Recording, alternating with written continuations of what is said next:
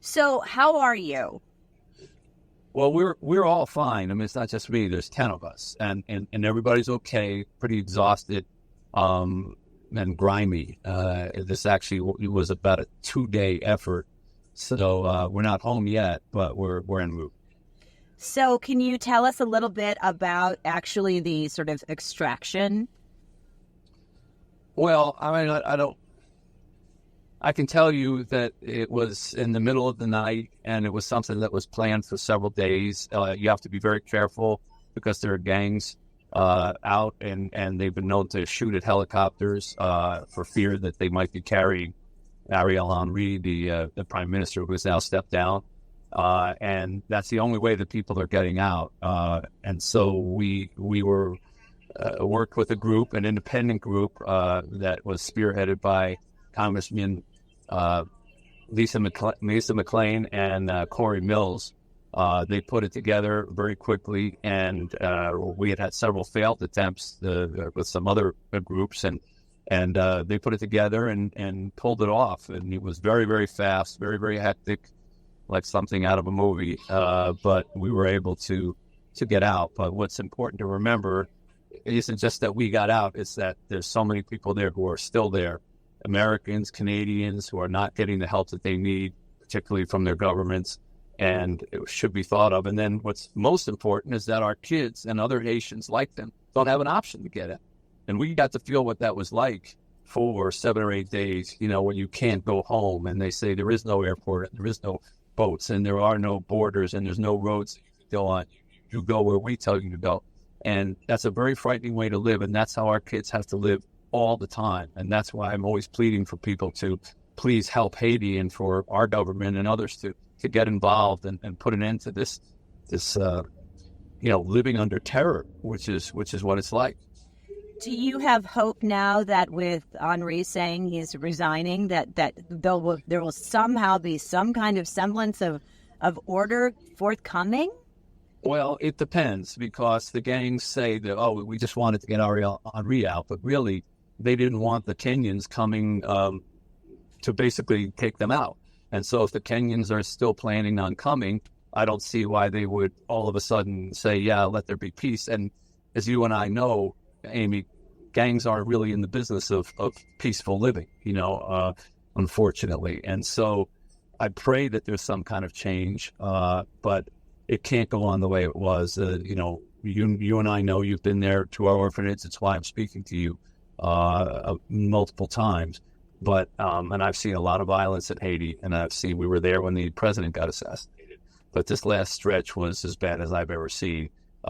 Police stations literally set on fire and destroyed office buildings, interior ministry buildings, the IBSR building, which contains all of our paperwork for all the orphanages in Haiti that oversees it's like Health and Human Services. It was overrun by people needing shelter, and they destroyed the building trying to find a place to sleep at night. This isn't a way for people to live, and it's a shame. And I really hope something happens that can bring it to an end. But you're okay. Janine's okay. Yes, I mean we were with 10 people, 8 other people besides us, and the reason I felt I asked them to come down, as I've asked you to come down. I'm kind of the ringleader, and when we got stuck there, I felt terrible that these people who came at my request suddenly couldn't get home to their families. Some of them was their first time being there. Some of them was their first time being out of the country. And so I felt obligated to find some kind of way to get us home. But for my wife and myself, our hearts are with the kids, and we can't wait to get back there. And we will be the minute it's safe to get back there. You think about them all the time. But I'm very happy that our volunteers who came down with us are safe and sound. And now we need to think about the people who are still there who need to have the same opportunity. Yeah, it really is just. The images, are so very terrifying and sad. And for you guys to have been in it and in that state of uncertainty had to be incredibly, incredibly scary. Well, we take our freedom for granted here, and the ability to be able to go wherever we want to go is just something that we think, that's of course, that's part of life.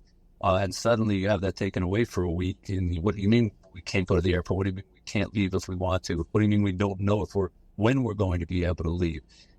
That's a very sobering thing to go through. And in a way, I'm glad I did, because it certainly sensitizes me to what the people of Haiti and our kids have to deal with all the time. And that's not fair. No, it definitely is not. Anything else, Mitch? And I hope we get to talk to you once you get back and more in person and everything. But to leave our viewers with tonight, or the readers of the Free Press, we'll certainly get this to them. What else would you want us to know? Well, when you live under terror like that, you can't live a regular life, and you can't get fuel. For example, you can't find food. Another orphanage that we're friends with, they were down to one can of drinking water for all their kids, and we had to risk, going out where the gangs are to deliver water to them. Basic necessities of life are just denied you, or they jack up the prices on it because it's like a black market thing. So it's when violence and terror reign, normal life can't go on, and it's not fair to the people who have to live with that all the time. We're really blessed that we were able to get out, and I thank everybody who prayed for us and sent us messages. We got tons of them, but we were lucky. Not everybody is as lucky right now, and I want to just focus attention on them and not so much on us. Yeah. Well, thank God you're out of there. I'm glad, and you're right. It's so scary for all the people still there, and especially for your kids. And I know you have them in the safest environment that they can possibly be in, but still, with the kind of an unrest outside those walls, it's got to be so frightening. Well, it's gunfire every night, over this past week, and that's a pretty frightening thing. I don't mean a vague shot here or there, but major league gunfire, and kids should not have to go to sleep to that sound, right? They should not have to go to sleep to that sound. They should not. They should not. Well, safe travels back. Please give Janine a hug for us. Thank you for fitting us in. I know that you're super busy, but we'll make sure they get this over at the Freep too. Okay. Well, for you, Amy, because you know better than anybody what it's like there. I hope one day you'll get a chance to come back. I know. I hope so too. My gosh, this is insane. Yeah. Well, we'll pray for better days for Haiti, as always. Thank you, Mitch.